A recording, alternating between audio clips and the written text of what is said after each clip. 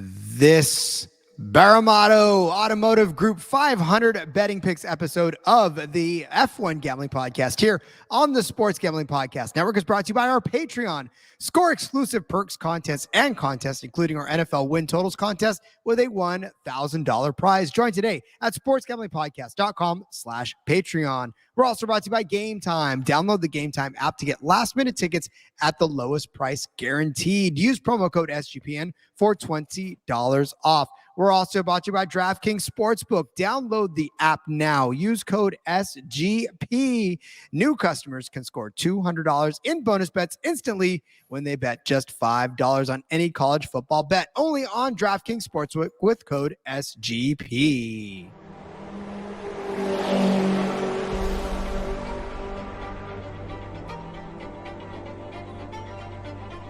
Get ready for speed. You just wait, sunshine. You just wait. Get ready for the passion. To whom it may concern you. Get ready for the raw emotion. Sì, ragazzi! Grazie, dai, forza Ferrari! Get ready for the F1 Gambling Podcast on the Sports Gambling Podcast Network. Now, here are your hosts, Rod Villagomez and Cody Zeeb.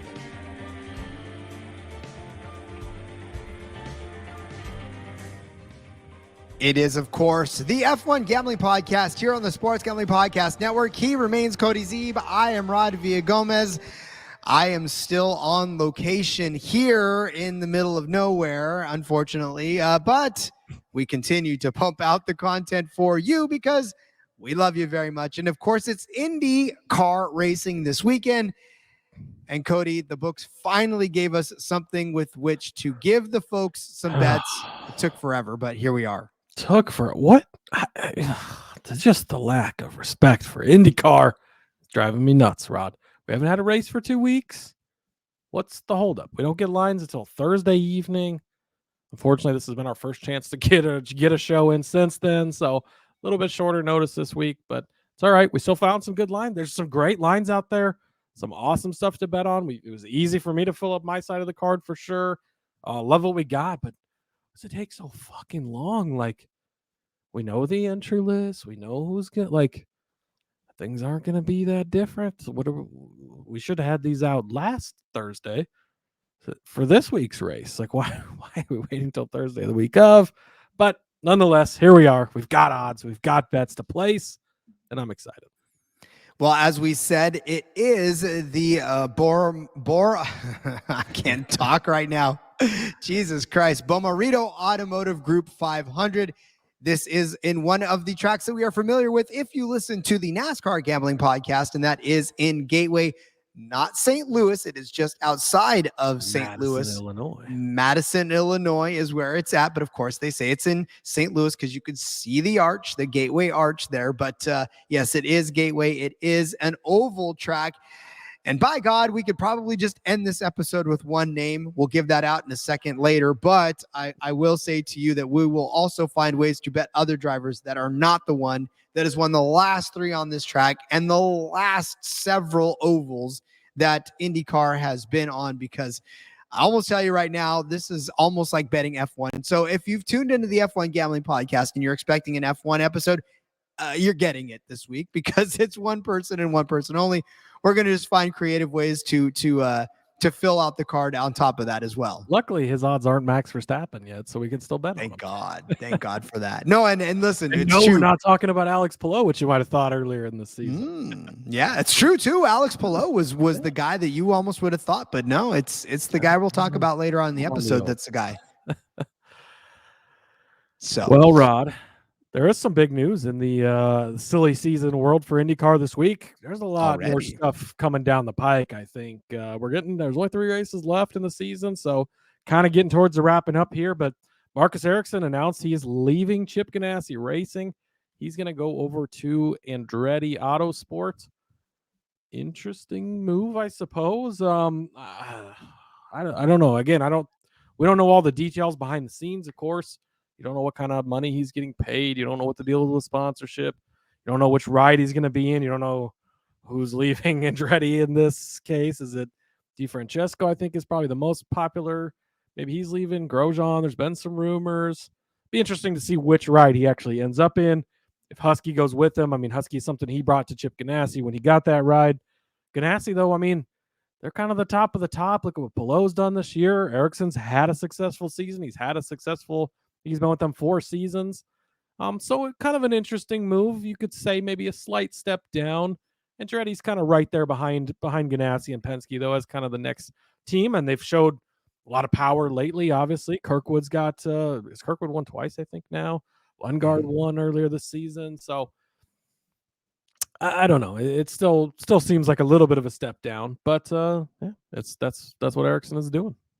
Well, and for the 6th place driver in the standings right now, it's definitely one of those moves where it's not as if he's a lower tier driver. He's a top 10 driver in the sport right now. And for him to announce that he's moving, maybe he is kind of tired of Alex Palou kind of getting the spotlight there. He wants to move.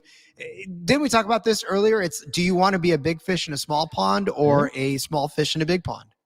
Yeah, that's true. And I think that the Andretti's, Michael specifically, has really been recruiting him for quite some time. It sounds like they've really developed a relationship, and it, to me, from what I've kind of heard and read, it sounds like he really feels wanted there, and maybe he didn't feel as wanted at a bigger place like a Ganassi. And you think of that in a regular job, right? You go to some big corporation, you're kind of just another guy, and you go to the family-owned place, and things are more intimate, and they really love having you there, and you're more important to them, maybe. And maybe he got that feeling and feels like he can be just as successful over there. So if that's the case, you definitely can't blame the guy for that. No, we talked about it too. I don't know who I had this conversation with this far. Maybe it was you. I have a lot of conversations, obviously. We have a lot of conversations. So I don't know if it's you or with somebody else. But no, I talk about like the guys in the NFL. Do you want to be a 3rd string quarterback or do you want to go start on a team, and take a little bit less money? Sometimes it's not always about the money. Sometimes it's about the right work environment with the right people. And so maybe this is the right move for Ericsson. It may not look like it on paper. You may take a little bit of a way to sort of get to the explanation, but maybe it's a better situation for them all around. As NASCAR guys, right? We host the NASCAR Gambling Podcast. We come at this as from the NASCAR perspective more than anything. We love F1, we love IndyCar, but we don't know them as intimately. You look back to last season, and Kyle Busch leaves powerhouse Joe Gibbs Racing, goes to RCR. Now RCR is a great team as well, but they're not Joe Gibbs. Well, he's got 3 times as many wins as he had last year. So maybe it wasn't such a bad move for him, and you could work out similarly for Ericsson here.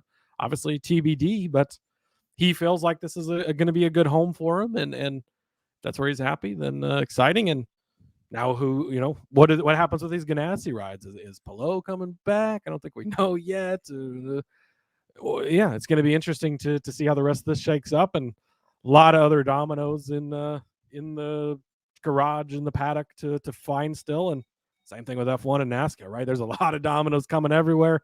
It's getting into silly season time for racing as all these series kind of head towards the end of the years. So lots to keep up on for sure. And of course, we will have all those updates for you as of course, IndyCar season is coming to a close, which means that will start up. That news will start gearing up a lot more sooner than the rest. But yeah, definitely a lot to shake out over the next 3 races. I don't think that it really affects what we'll see over the next 3 races, but I will say that some of that stuff plays in the back of your mind as you start to prepare for next season. Am I really going to do this because this is going to happen? So again, these are race car drivers. Every time they step out on the track, they want to win. So it's not as if this is going to be any detriment to that. But I don't know, teammate play along the way, some of that other stuff could possibly. I don't think it will, but it could. Yeah, you never know. I mean, we kind of saw it with Kyle Busch to use that as an example. He was kind of checked out at the end of last year, but only 3 races left. I don't know that it will affect these races too much, but something that could be lingering there for sure. Indeed. All right. Well, let us talk to you first before we start getting into anything else about our new friends over at Gametime. If you want to buy tickets, I know you probably heard my voice that was just Phantom Letha, and I touched the button. As you can tell, I'm not in my normal confines. So if you hear phantom and random things, it's because I am not in my studio where I feel more comfortable. But it doesn't matter because it doesn't affect how I can use Game Time to buy tickets for all of my favorite sporting events, all of my favorite comedy events. It doesn't matter what I want to watch.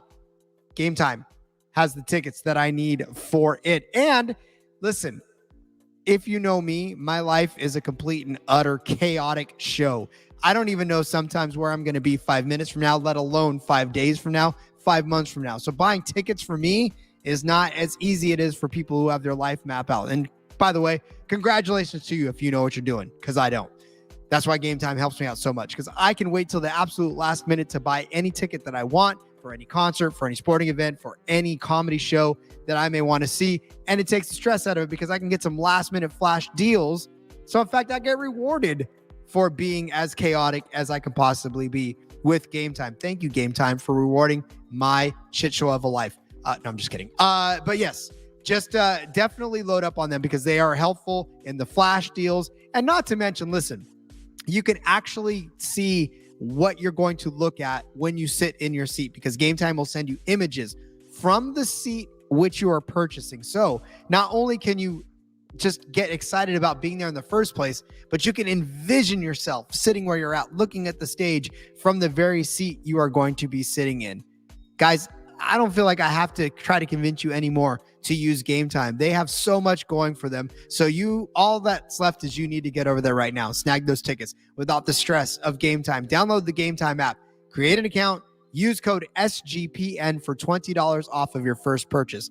Terms apply. Again, create an account, redeem code SGPN for $20 off. Download Game Time today. Last minute tickets, lowest prices guaranteed.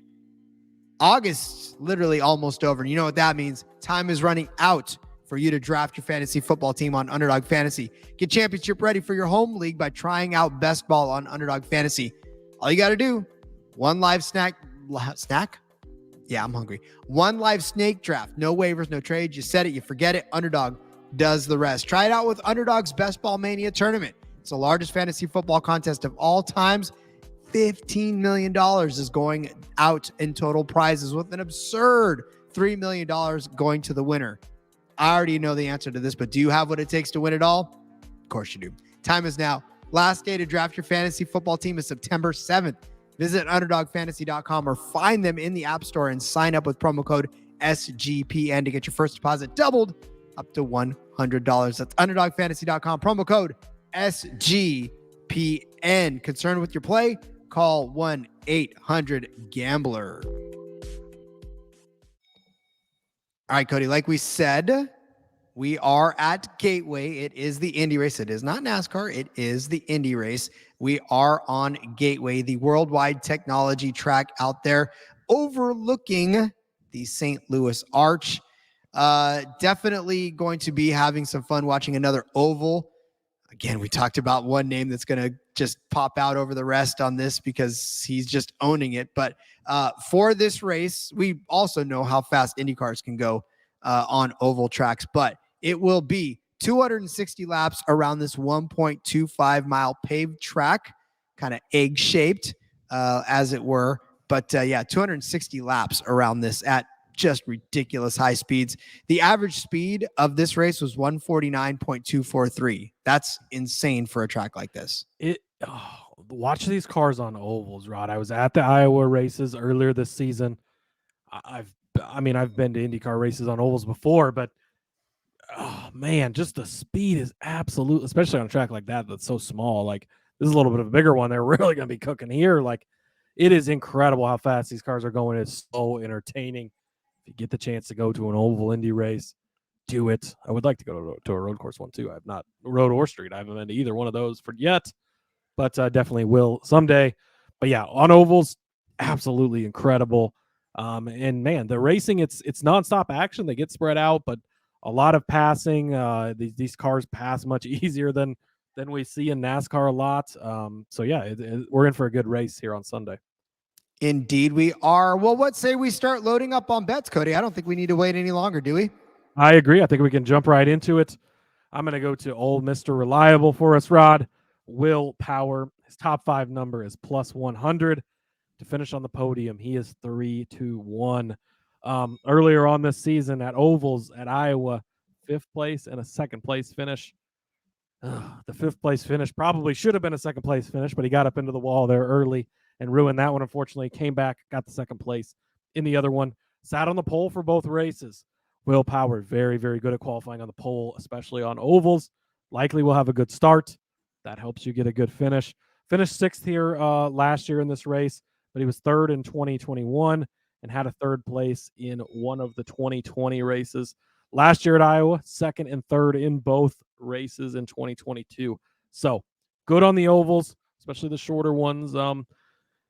Gateway obviously is a little bigger than Iowa is, but I would say more comparable to Iowa than the bigger Texas Motor Speedway or the even bigger Indianapolis Motor Speedway. All ovals I think you can take into account for sure, but Iowa going to be the closest comparison as far as where the IndyCar guys go. So Will Power, guy who's won us plenty of money this year, a guy who's reliable consistently, especially on ovals, gets good solid finishes. Gonna ladder him top 5 plus 100 podium at 3-1. Well, and it's a lot like what we talked about with NASCAR back in the day too with road courses. We didn't necessarily go to as many road courses. So it was like, the street courses and the road courses for Indy is the main discipline. And then you toss in, well, okay, there's a couple of ovals. Well, now there's a few more ovals as they start to expand a lot like NASCAR did into the road/street courses. So nowadays, these guys have to pretty much be able to drive on any sort of track and be competent on anything that they throw at them. So yeah, again, it's which I know that there's these niche drivers, but not really that case anymore as everybody's sort of crossing over into each other. Yeah, absolutely. I think that's a very, very good comparison because you can look at it's a smaller part of the discipline, right? They've got them in there, but a majority of the focus is the road and street courses. So, and it's obviously we're going to talk a spoiler alert about Josef Newgarden in a little bit, right?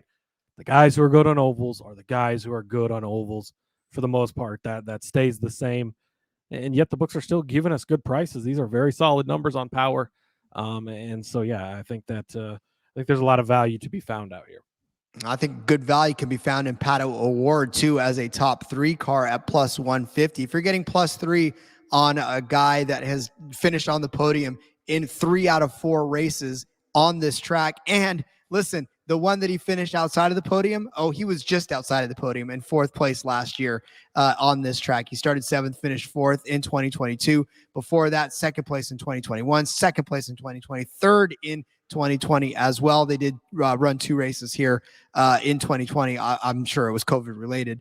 But again, he's finished on the podium in 3 out of 4. And of course, just outside of the podium in the one that he didn't. Now, listen, the reason that he's pretty much getting the plus money odds, the plus 150 odds on this is because overall on the season, it hasn't necessarily been a complete total podium dominance for him. He does have 6 podiums in 14 starts. It's pretty impressive. But you look back at what he's done also on the ovals in Fort Worth, 2nd place. That's a podium. Indy, rough go of it, 24th, but we know that was not a good day because he ended up crashing out of that one. But he did start 5th, right? He was a fast car on that oval to start with, just didn't have the luck to close it out. In Iowa on the first race, he finished 3rd. The second one, that second one was a tough race for everybody, but Pato O'Ward didn't necessarily have the greatest of days. But he still finished in the top 10. He was, I think he was 2nd or 3rd until that very late caution. Mm-hmm. And then that's what really got him. So had it not been for that very, very late caution in that race, he would have been on the podium in that one. Yeah, that's what I'm saying. Again, he's really good on ovals. So we talk about being disciplined and good on ovals. He's really good on ovals. Oh, and he's also coming off of a podium finish at the Indy GP as well. So Pato O'Ward, no stranger to the podium. I think this is a good place for him to jump back up there at plus 150. So, I really like this bet. Yeah, I like this one too. I actually had this one penciled in, and then I decided to change it, but it was close to making the cut, Rod. I went instead with Scott McLaughlin to finish on the podium. I like some Scotty Mac. He finished much like Will Power, just the opposite, 2nd and 5th at the 2 races at the Iowa Speedway. There, he flopped him around the opposite of Power, but he was very good. was kind of the only guy that sort of hung with Newgarden at the Iowa races. He finished third here last year. He was fourth in 2021. He had a podium finish as well in Iowa in 2022. So Scott McLaughlin, I think, is a guy that plus money is going to be in position to get a podium. He's kind of going to be that next best guy, most likely, to Josef Newgarden. I think a plus 125 for him to finish in the top 3 is a good bet. And he's another one of those names that just pops up at you as far as these ovals are concerned. And that's really what you got to do when you start betting on these ovals too. Just take a look back at these guys' oval finishes, how they did, and really that's what you weigh on it. You can look at the street course, you can look at momentum and all that other good stuff. But I think IndyCar and F1, it kind of doesn't, momentum doesn't necessarily play into it as big as NASCAR does, because these guys see so many different sorts of configurations. Like no 2 road courses are the same, no 2 street courses are the same. Ovals are the same. And ovals for these guys, I mean, no 2 ovals are the same, yes, but when you're an IndyCar driver and you're used to seeing turns and hairpins and all that, you see a big oval, you're just like, okay, I know what's going to happen next. I know turn 1's not going to change from turn 1 next time around. I know turn 3. So these guys that can run well on ovals can run well on ovals just about no matter where it's at, because it's a little more predictable than, I mean, the only thing that's different is banking and speed and all that other stuff. But again, it's just one of those things where you got to circle these guys that are good on ovals. All right. Let's tell you first, before we get any further, about DraftKings. You've waited all year long and the time has finally arrived. College football is back. So are the traditions, the tailgates, and the great offers from DraftKings Sportsbook right now. New customers can score $200 in bonus bets instantly when you bet just $5 on any college football bet.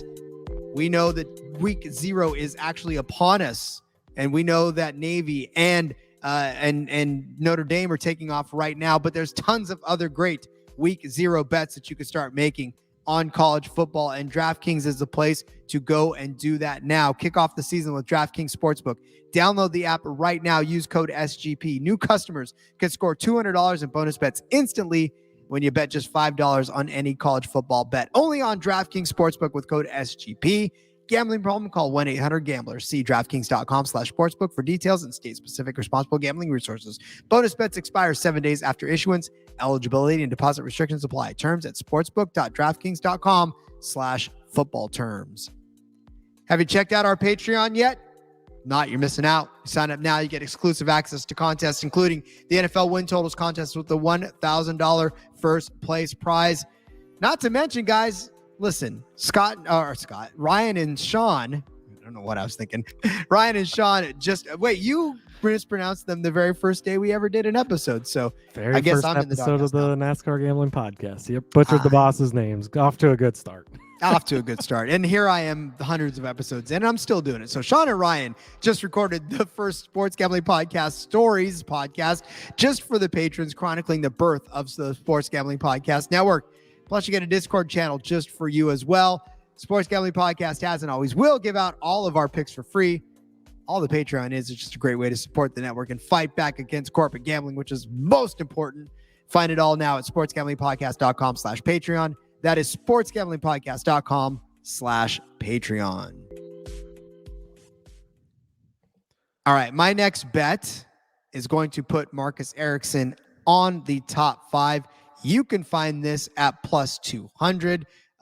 Listen, for Marcus Ericsson, this is one of those guys that also starts to pop up when you talk about ovals. On his career history here on this track, he has 3 top 10 finishes, right? I know we're asking for a top 5, but in one of those was a top 5. The other ones were just outside. I mean, we're talking 9th place and 7th place. That's pretty damn close. He did start 6th in 2021, 2nd in 2022. We talked a lot about the Chip Ganassi cars, right? About how good they are. Marcus Ericsson actually led a lap in this one last season, which means, again, he was around the front the entire time. So it's not necessarily all that out of their own possibility for him this season. He's actually got 3 podium finishes already. Sorry. I did a live rock concert last night, so I'm still sucking a little bit of wind on here. But you go back to what he did. He finished 8th in Fort Worth, Not a top 5, but still pretty damn close. And listen, credit to him on that day. He started 16th and finished 8th. So he actually had the speed to climb his way back up.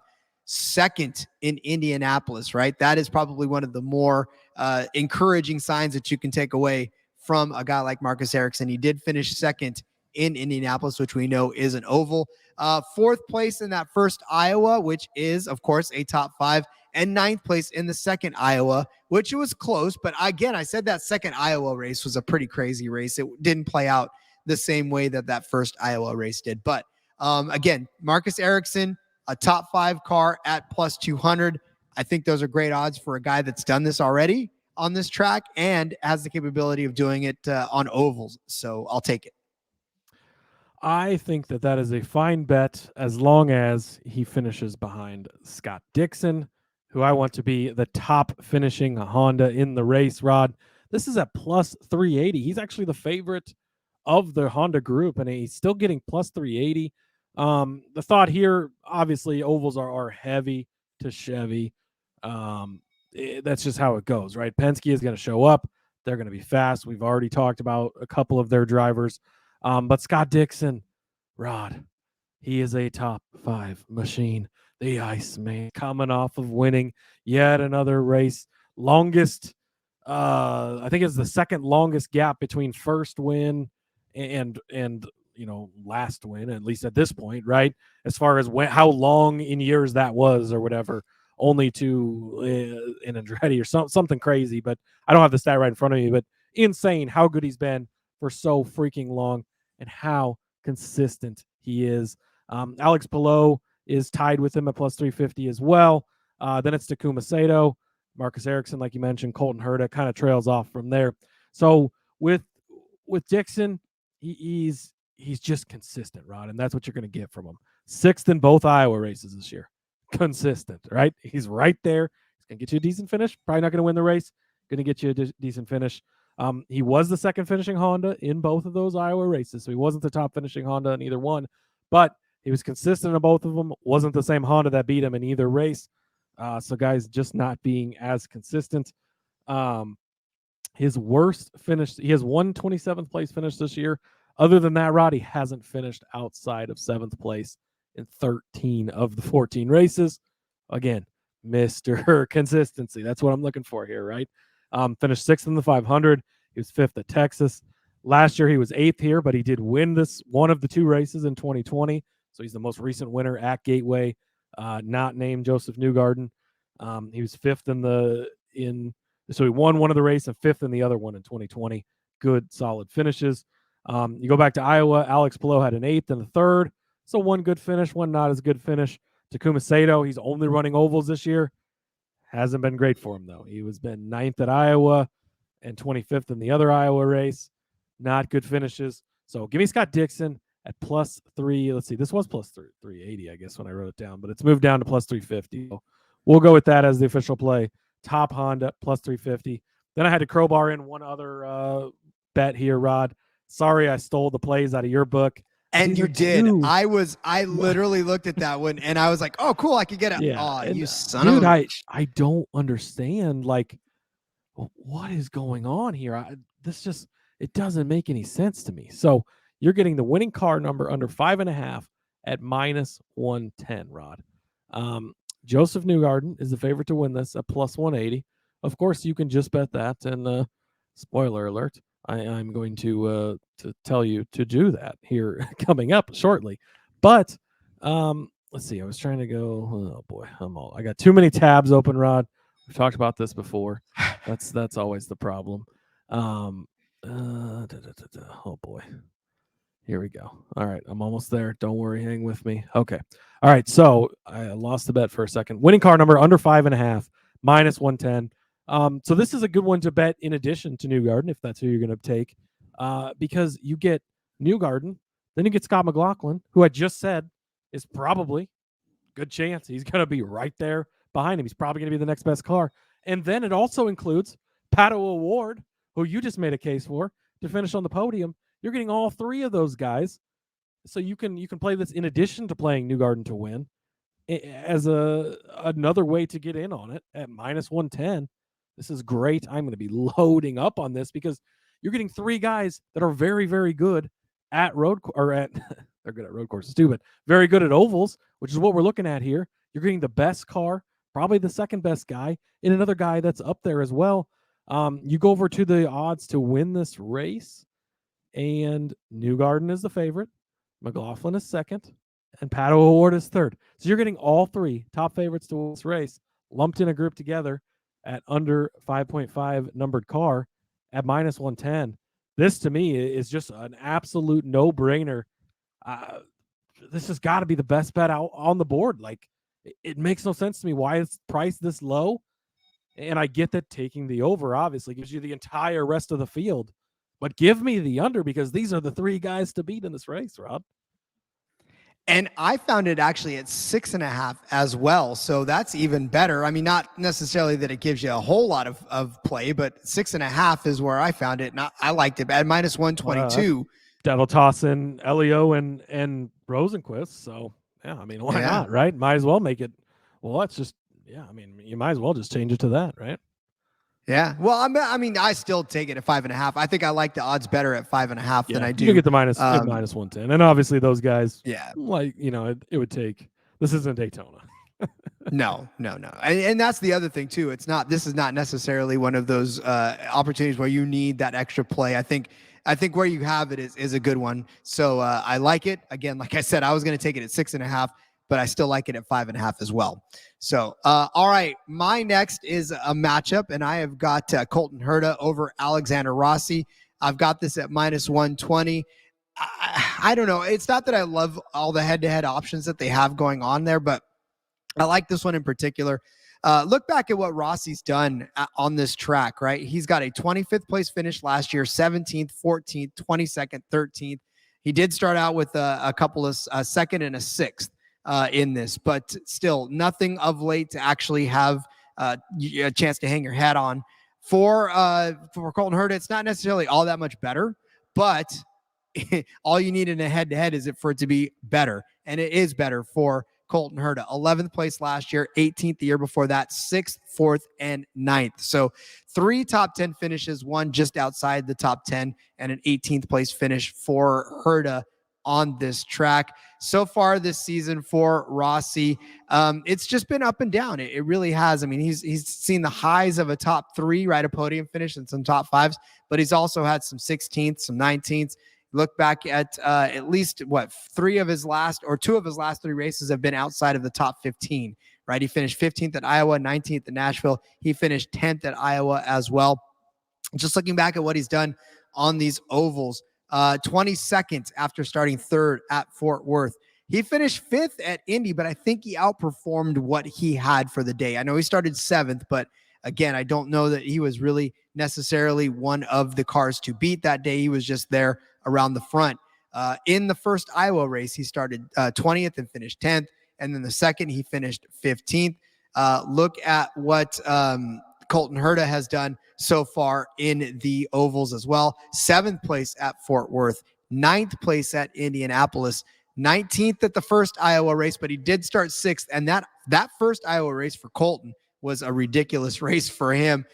He definitely was on the wrong end of strategy on that one as well, which kind of put him outside of it. On lap 12, it was something crazy. Things were bad from the drop of the green for him there.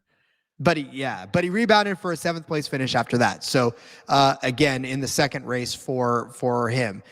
So again, Colton has had the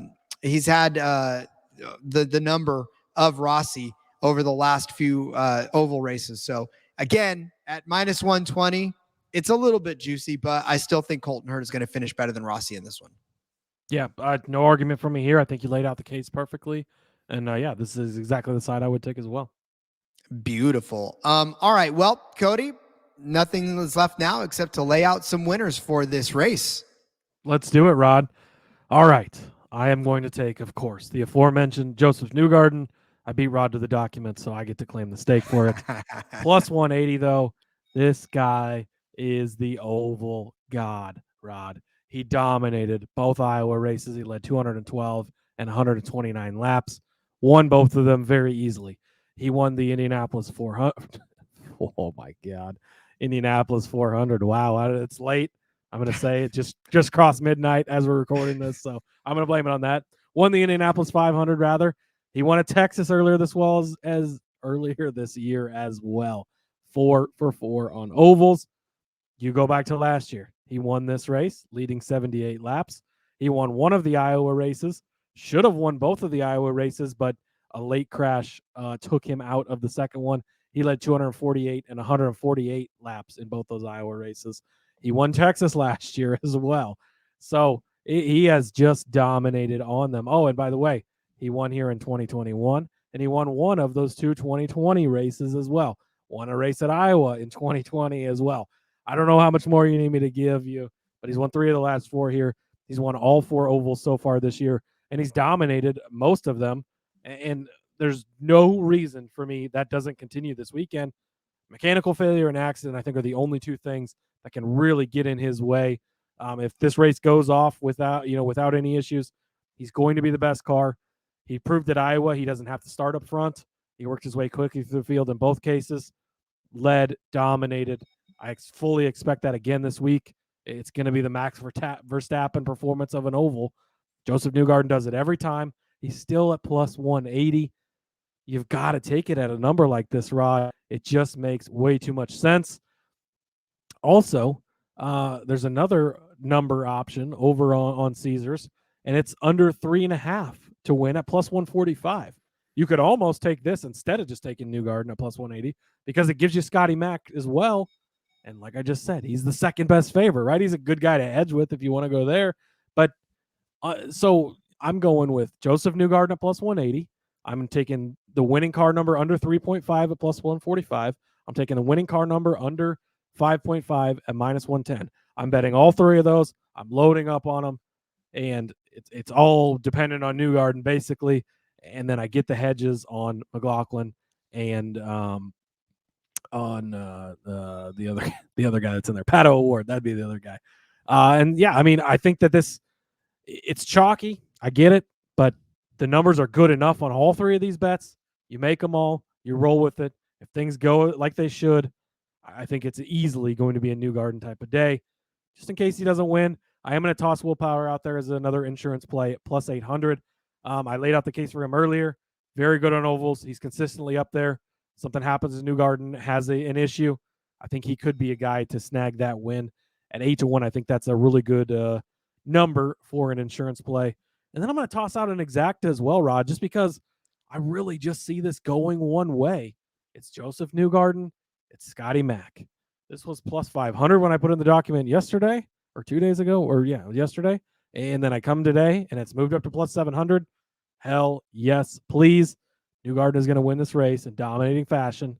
Scotty Mac is going to be right there behind him, just like happens in general on ovals in IndyCar.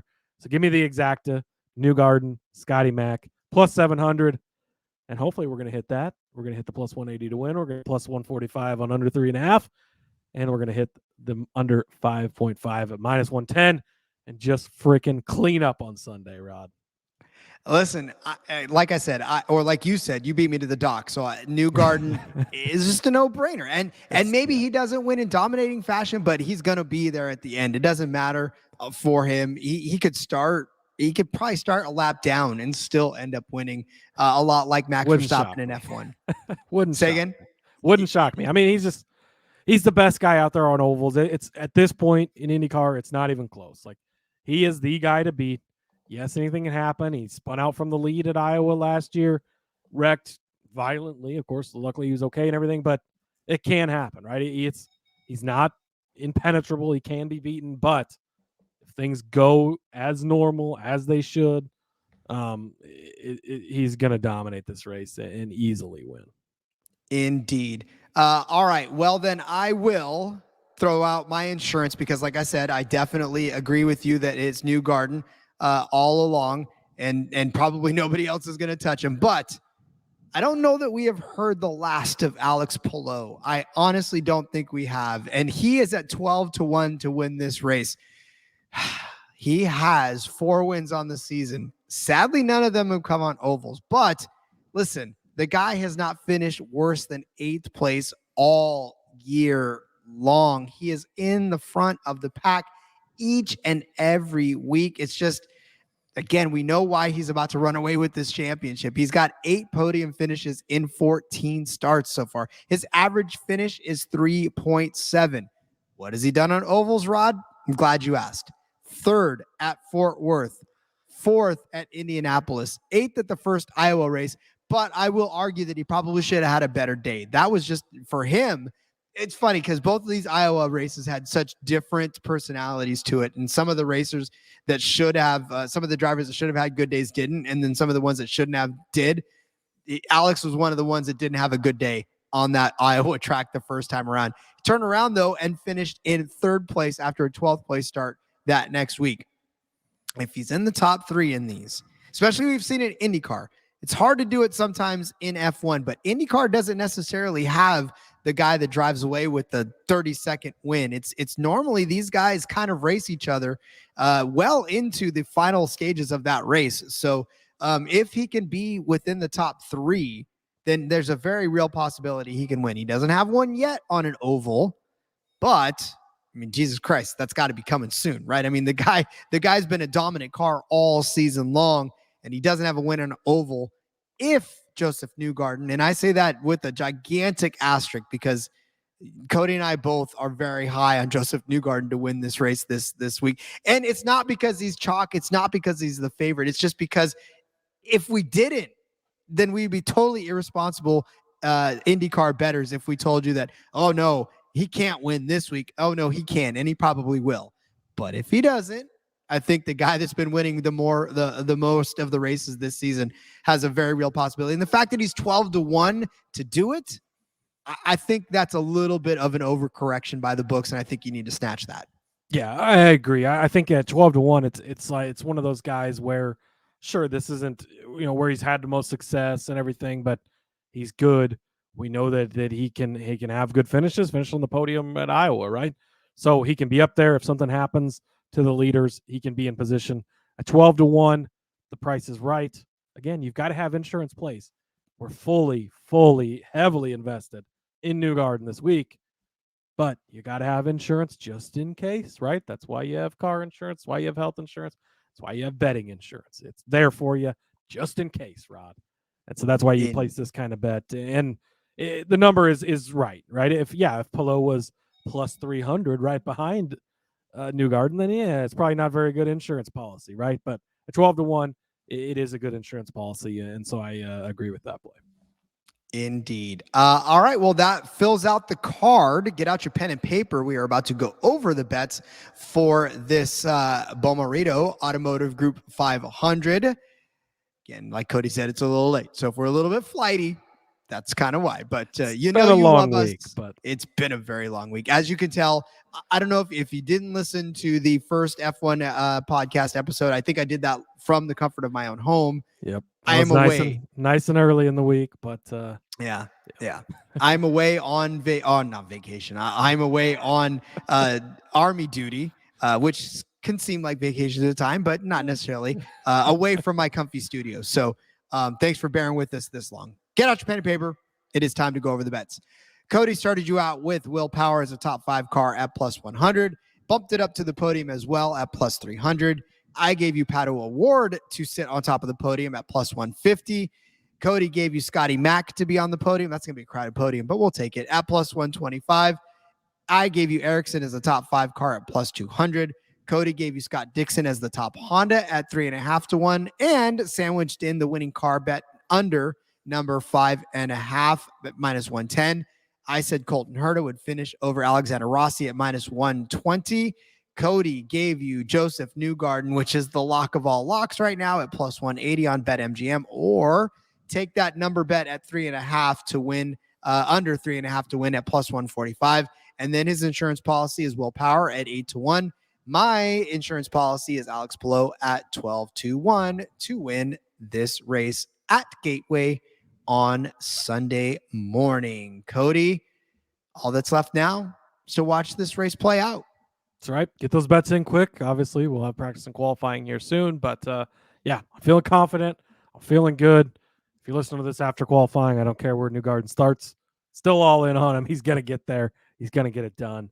And yeah, this was probably the easiest and quickest I've been able to fill out an IndyCar card. Just the odds are good this week. They made us wait, but they made it worth the wait. So here we go. And yeah, good luck this weekend. Yeah, and honestly too, it's one of those situations where it may have came out late, but it was thankful that we actually got what we got, because definitely a good time to pounce on these. Yeah, So, we were talking about is it better for certain things earlier, right? Do we want odds to come out earlier and be shittier, or do we want to wait and get them better? Who knows? But chicken or egg type of thing. But that's all right. We'll take what we got, and we're happy with it. Indeed. And of course, if he does qualify in the back or somewhere in the end of the field and you get better odds on it, just double down on it. Then that's time to grab more. Exactly. Yeah. There you go. So, all right, Cody. Well, then as we wrap up this week and this weekend, wow, this is it. This is it for us. Definitely coming to the end of a busy week, but such a fun week of racing. We've already watched one race play out, and we're going to watch the rest of them play out this weekend. So exciting. Let everybody know where they can find you on social media. Yeah, been a long week, but a good one. 5 races this weekend. Obviously, one's already in the books. Catched a couple of big hitters in the Xfinity race on Friday night. But yeah, go back and listen to the NASCAR Gambling Podcast episodes to catch up on those. Listen to the F1 Gambling Podcast earlier in the week with the actual F1 picks. And yeah, let's go make some money on IndyCar. You can follow me on X at Husker_Zeeb. You can find all my work over there. Check out the NASCAR Gambling Podcast as well. Excuse me. And yeah, let's go make some money, Rob. Let's do it. I'm on X at RJ Villagomez. Link in the bio, everything I got going on, whether it's here, of course, the NASCAR Gambling Podcast. Check out In Between Media's Back Road out there on YouTube. Didn't get a chance to do a Fast Money episode this week, but coming back hard next week for frequency's sake out there on that YouTube channel and podcast feeds as well. All over the network. Just find me on the website as well, just like Cody. So yeah. All right.